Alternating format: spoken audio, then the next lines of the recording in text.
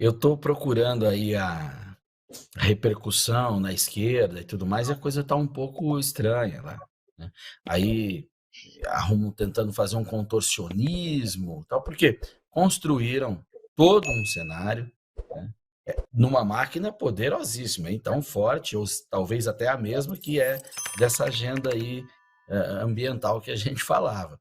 Construíram a narrativa de que a Marielle, primeiro, que ela era alguém com uma relevância política que, olha, se não eliminasse, ela seria presidente da República.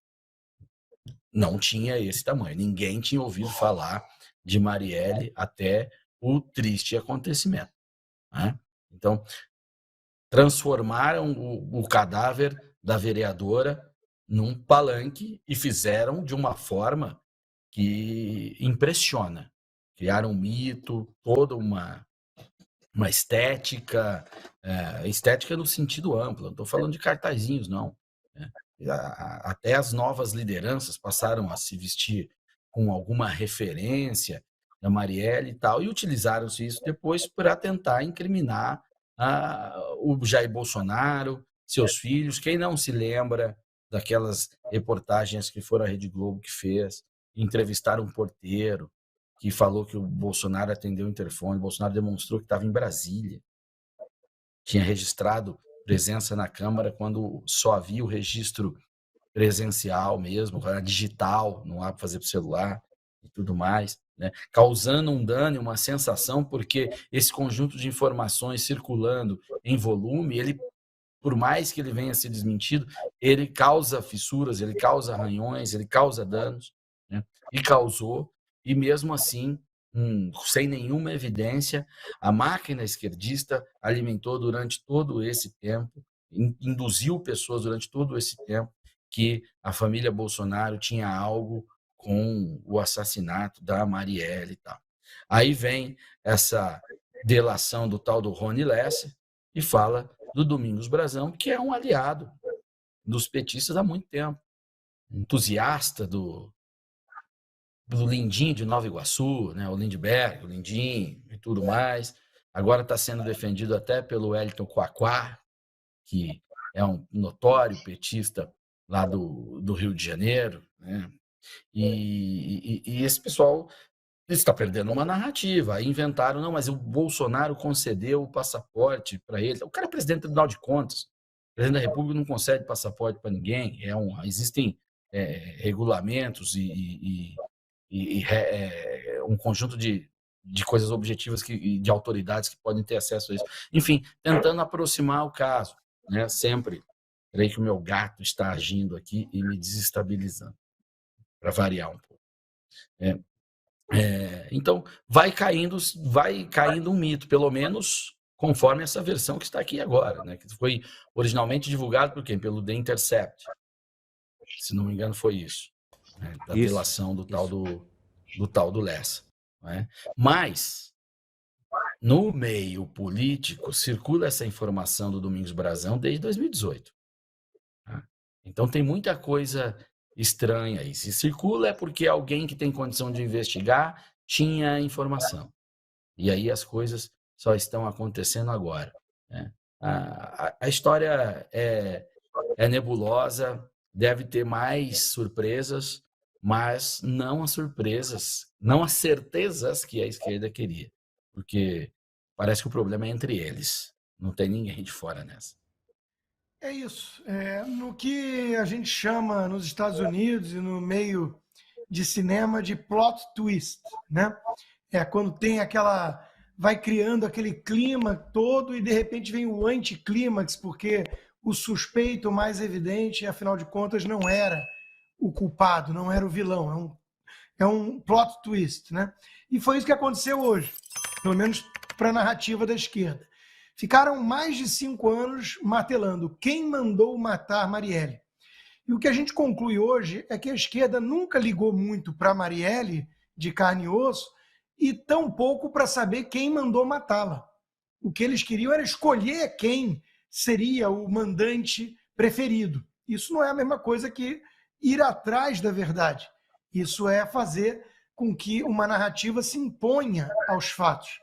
E essa já é a segunda delação, me parece que é a isso que o Paulo fazia referência.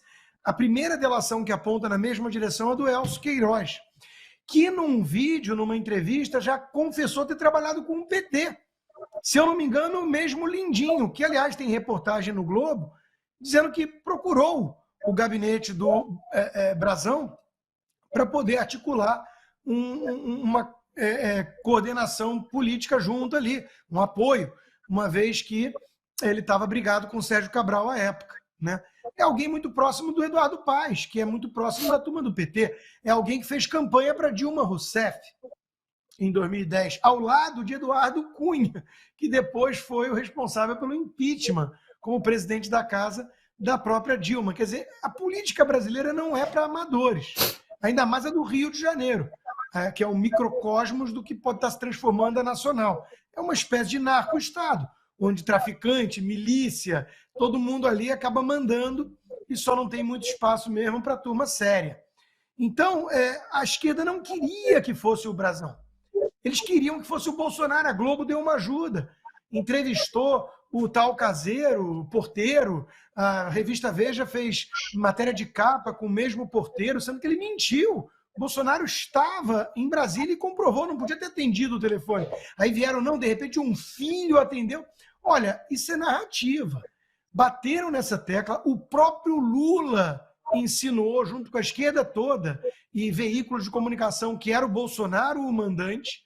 O Lula chegou a fazer um tweet em 2020. É preciso começar o fora Bolsonaro, porque não é possível a gente permitir que ele destrua a democracia. Comunista sempre acusa os outros daquilo que faz. As instituições já deveriam ter reagido. A única coisa que o Bolsonaro não faz é dizer onde está o Queiroz e quem mandou matar a Marielle. Ele não responde nada. Isso é uma acusação leviana e irresponsável, insinuando que o Bolsonaro saberia, então, quem mandou matar a Marielle. Só que agora, como lembrou o Paulo aí, o vice-presidente do PT, o Quaquá, já sai em defesa do Brazão. Não creio que matou a Marielle. A gente está vendo ou silêncio ou confusão nas hostes esquerdistas. Teve um lá, filho do Noblar, que disse que estava humilhando, né, fatality, que eles dizem, a linguagem de gamer, que eles estavam humilhando o Nicolas Ferreira e companhia porque o Bolsonaro também já levantou placa Lula. O cara compara o sujeito com a camisa Dilma fazendo campanha pedindo voto para Dilma com o Bolsonaro levantando Lula com 2 L's em referência a Collor de Mello. Quer dizer, não conseguiu entender nada, ou se entendeu, né, carece de um mínimo de honestidade intelectual e de valores, de princípio. Outra coisa, a suspeita maior é que o motivo do crime teria sido a questão da CPI das milícias, que o Freixo liderou, e a Marielle foi assessora do Freixo muito tempo, muitos anos. Agora, se isso é verdade, cadê o Marcelo Freixo nessa hora? Ele não vai se manifestar, ele não vai vibrar com a possibilidade de conclusão desse mistério e que aponta para o lulista, Brazão? Como é que fica essa história?